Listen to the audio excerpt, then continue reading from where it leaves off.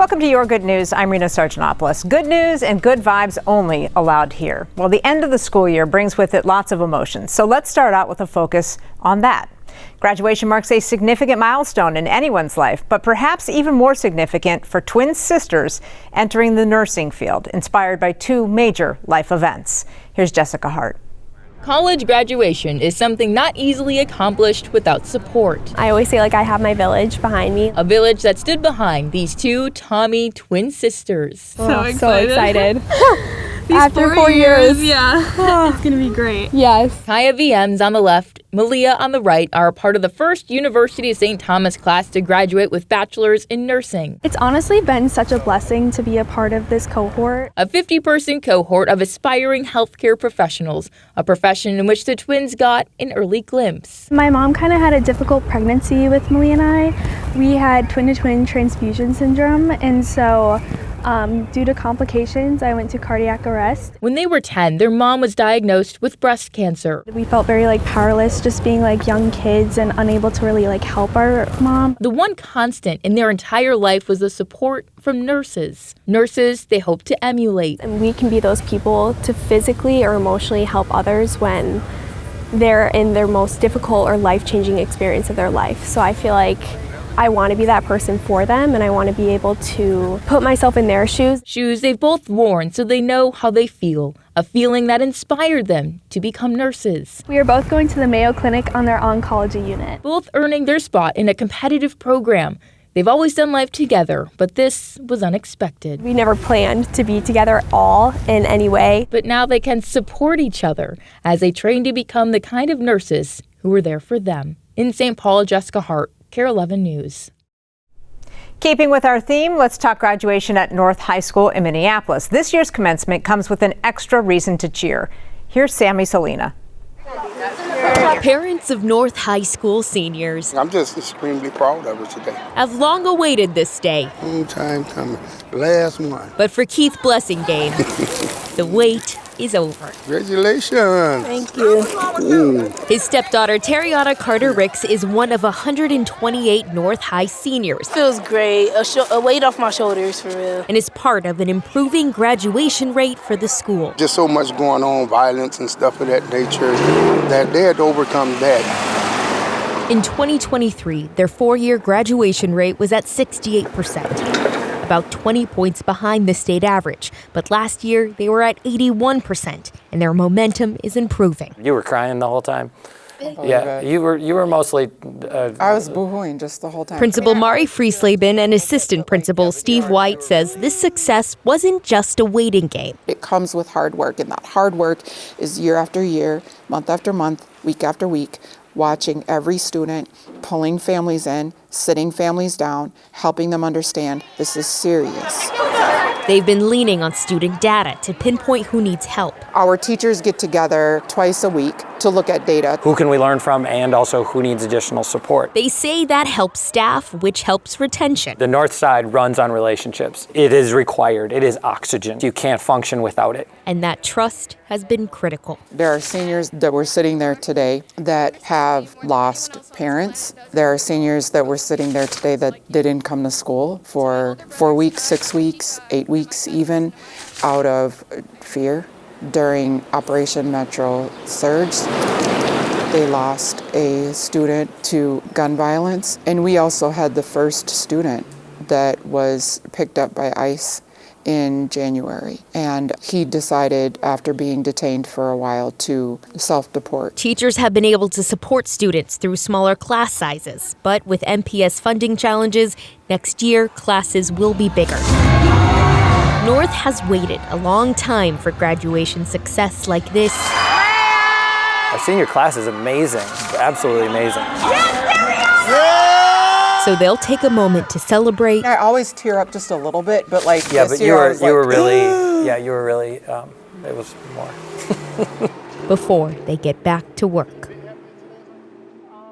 Now, here's a graduation story that might not feel like good news at first. And to be honest with you, when I watched it as a mom, it almost broke me. But Riley Mack explains why there was still reason to celebrate for a Muskegon, Michigan family.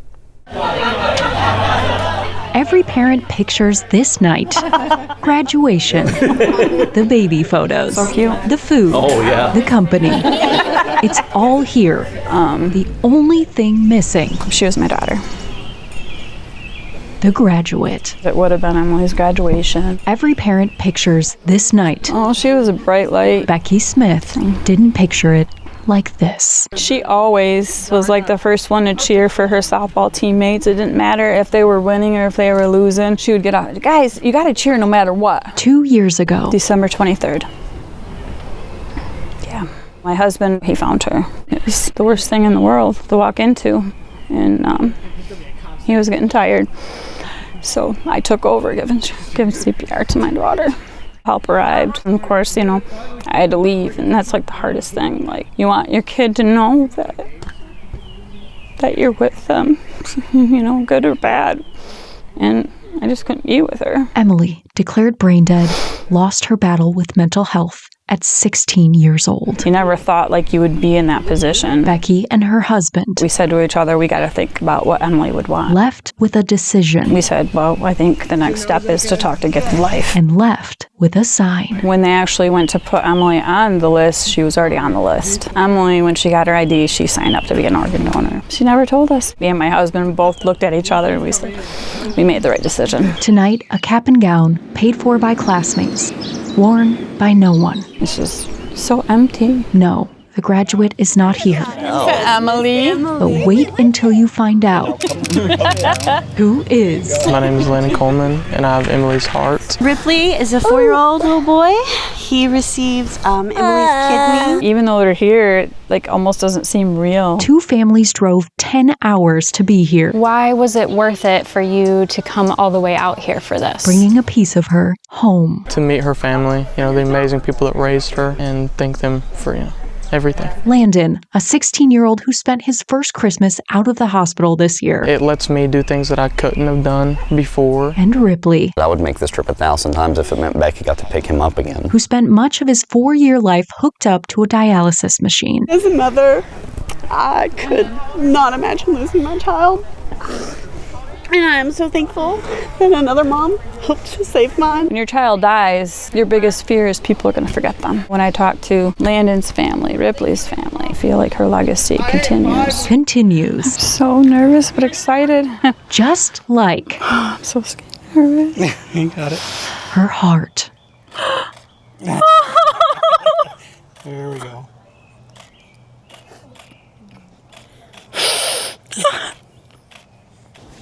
So beautiful.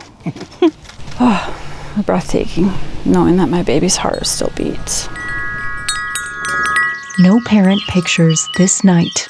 Graduation and an empty cap and gown, marking a new beginning for a graduate who isn't here. Emily's story isn't over. She's not here, but it's far from over. Becky, instead. We're like family now. Marking a new beginning for the pieces of her that still are. Felt like Emily was with us.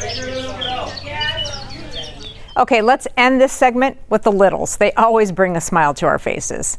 Not many people can say that they've run the distance of an ultra marathon in the 5th grade, but a class in Mankato can. And as Boyd Hooper reports, the real accomplishment may be the lesson that they learned along the way. With the school year racing Good morning. toward a close, Come on in. Keep on going. Becky Brudwick and her 5th grade Morning, Joshua. class Morning, Cam. are in Good morning, August. their Good morning. final lap. Good morning, Hoover Elementary. Last lunches, Cheesy omelet. last pledges, Invisible. last sharing What are you doing this weekend? in big circles. I have a few hockey practices. Then, at last, Thank you. a parting gift Thank you. of little circles. Just believe. Believing has carried them Oh, they're coming. here. Ready? Begin. Very big day. Final mile. Final mile of a 50K race in a circle around their playground. Keep it up, boys. You got this. Achieved 1 mile at a time for 31 straight school days. This is the 15th. Yes. I got this. 15 years of this race Good job, Kelsey. grown from seeds that sprouted decades ago. I always wanted to be a cheerleader, and I tried out for cheerleading, and I never made the cheerleading squad. And I was crying outside the chemistry teacher's room, and he came out and he said, "Why don't you go out for the track team?" I was like, there's no way I'm going to run a mile. Becky Brudwick did more than run a mile as a member of the Blooming Prairie track team. Did my first marathon at 23. Her first, followed by 41 more marathons and ultra marathons. Then, having learned to believe in herself, Mrs. Brudwick began sharing that lesson with her students. I always tell my kids it's not about becoming a runner. It's learning to take on something hard and knowing that you can do it, that you can finish it. Case in point. Nice job, girls. Look who finally became a cheerleader. Keep going, you got this. In fact, the leader of a whole squad. It's really fun just to know that they're supporting us this whole time. Vivi Owens and the other fifth graders are also aware of something else. This is the last one. This isn't just their final lap. Yeah, you did it. I'm just very, very grateful we got to experience the last year with her. At the conclusion of this year's race, Mrs. Brudwick will cross the finish line to retirement. I would say the impact that she's had on our kids' lives has been immeasurable. Students, parents, Oh my gosh, how are you? and former students, Oh, I'm so proud of you. all changed I run cross country and track now. by Mrs. Brudwick She cared about everybody. for the better. Yeah, she was is my favorite teacher that I've ever had. And she changed by then. Give me a second. Okay, let's check back in with Vivi. I don't think we have a big enough band-aid. Now bloody, but believing. I realize I can do it, and I don't care about this. I'm so proud of the kids. I'm so happy that I got to be a part of that, be a part of their journey.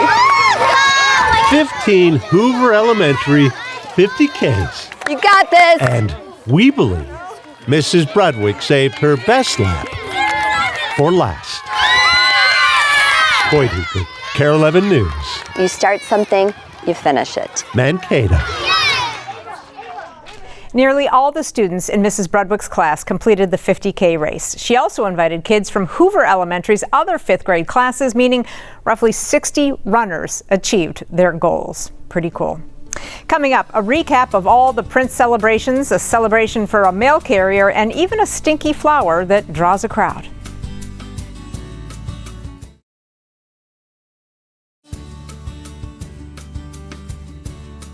Welcome back. This past week, celebrations for Prince came to a close on the day that would have been the singer's 68th birthday. And now, a museum celebrating his journey and his impact on Minneapolis is just getting started. Here's Heidi Wigdahl. When art goes out to the world, its impact can be infinite.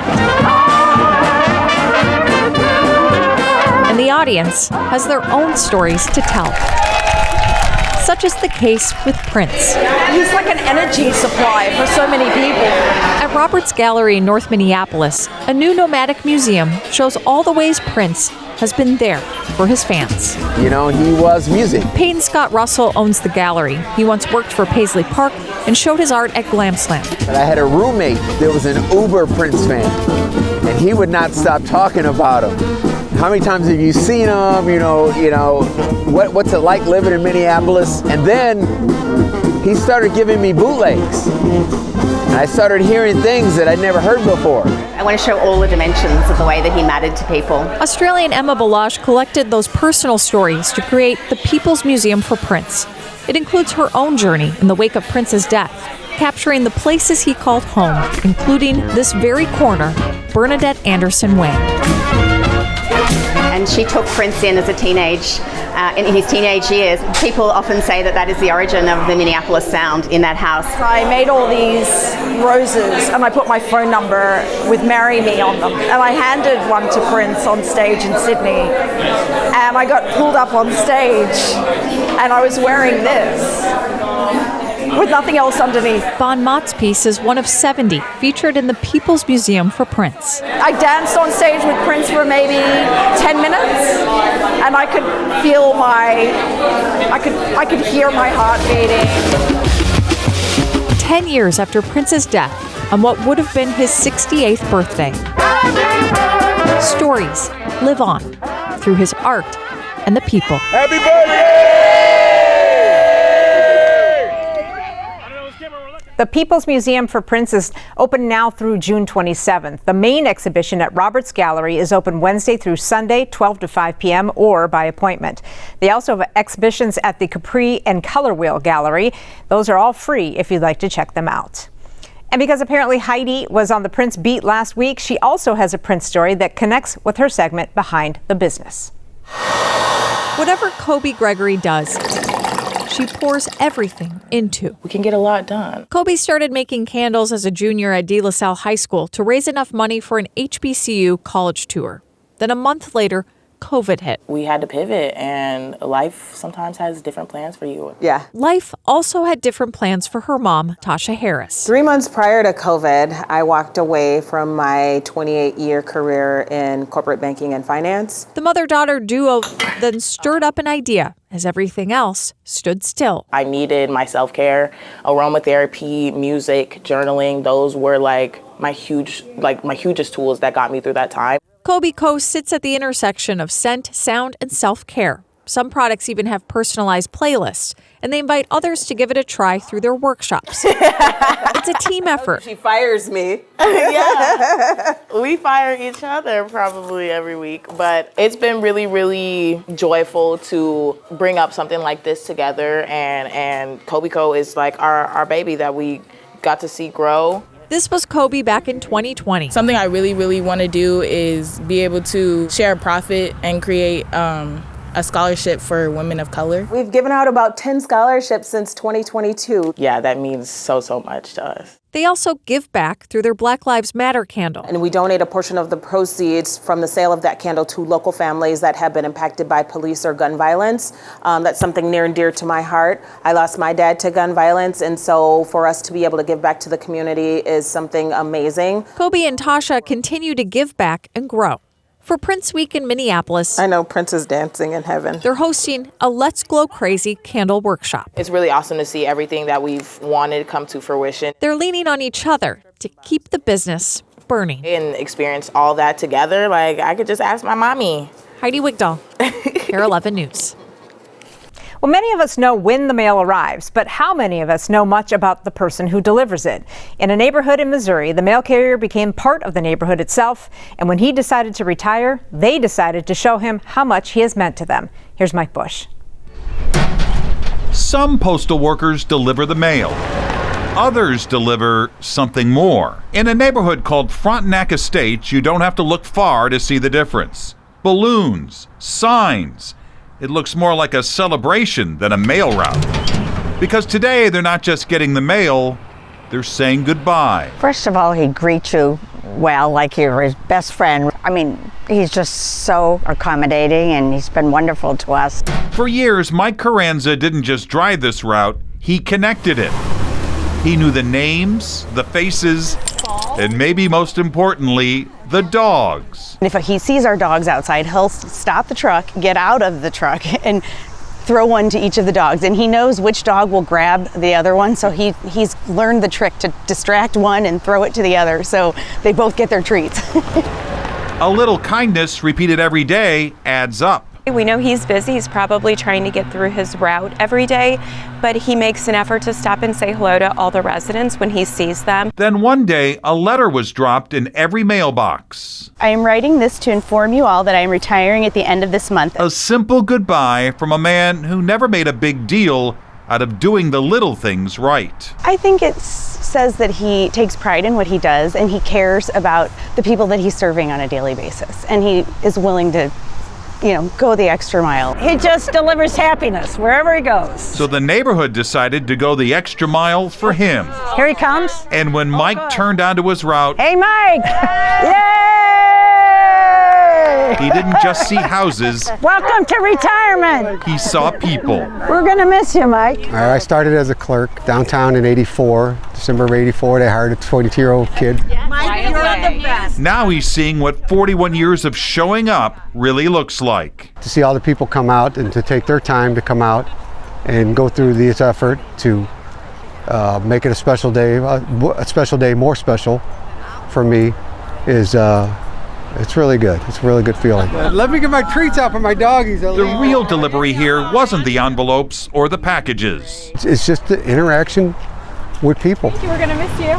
That's what I'll miss the most. A reminder even the smallest gestures can carry a lifetime of meaning. Happy retirement. Oh, thank you. The kind of person that you're glad is a part of your community and that he is a good human. Because in the end, Mike Carranza didn't just deliver the mail, he delivered himself, one stop at a time.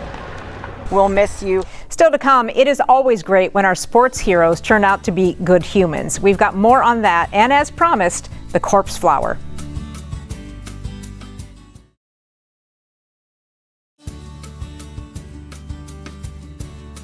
Welcome back. People have flocked to the Como Zoo to get a glimpse and a smell of Horace, one of the zoo's famous corpse flowers that started blooming. Raya Katene wanted to get a whiff. Doors were supposed to open at 8:30 this morning, but we're told by 8 o'clock the line had already formed and it has not let up since. These folks are waiting for their chance to see and smell Horace, the corpse flower at the Como Park Zoo and Conservatory, known for its foul odor similar to a carcass. A horticulture supervisor tells us this marks the plant's third flowering since its first bloom in 2024. And check this out, we got a behind-the-scenes look at Horace's sibling named Frederick, which is still in its leaf stage and because of its height, has to stay in here, not on public display. The conservatory waited 7 to 8 years for its corpse flowers to bloom after receiving small tubers from a botanical garden in Des Moines. Horace is in bloom for just 24 to 48 hours. It's the novelty, right? I mean, we don't often expect plants to smell like dead animals, and it's so large, and it also has just a really fascinating life cycle. So the plant is trying to attract bees, flies, carrion beetles with this horrible stench. It can heat itself up. It's called thermogenesis, where that central spike gets really hot. After blooming, the flower collapses, withers, and is eventually removed. In St. Paul, Raya Katene, KARE 11 News. And out of those sports heroes being good humans, Minnesota Wild forward Marcus Foligno got quite the surprise during a visit to the University of Minnesota Masonic Cancer Center, learning he'd won the NHL's King Clancy Memorial Trophy. It was for raising more than $200,000 for breast cancer research this season. It was special because, Nick and I definitely could have both been up there for the award this year, but it was obviously special to receive it from a past winner, as my brother was referring to himself. So I can't win it twice, but just a really cool moment to obviously be able to share that with my brother and my family. Marcus Foligno is just the 6th player in Wild team history to win that award. And finally, when the Timberwolves traded Karl Anthony Towns, it hit a lot of Wolves fans in the gut. He was a guy a lot of people saw as the heart and soul of our team, for his play and for his person. And when Cat lost his mom in 2020, in some ways, we were watching him grieve in real time. And now we're watching him on another team, still in his grief, but now more comforting, as he says he felt that she was with him for Game 1 of the NBA Finals. I don't know what it was, but I just felt a calm and a peace that, I don't know, had to come from the woman above. So I felt really confident about today. I felt good. I felt like a kid. It felt like it was just fun out here. This is something that as a kid you always dream about. You always hope that you just hope to be an NBA player, let alone to be in the NBA Finals. And all day it was just a weird feeling. It felt like I was a kid getting ready to go play my Saturday AAU games and Sunday AAU games. And in a way, I felt like I was seeing her in the stands, and it was fun. It was really fun, and it was really comforting. We will always be rooting for you, Kat. Well, that's all for your good news. We do hope this half hour gave you a little bit of joy today. And until we see you again, have an excellent week, friends.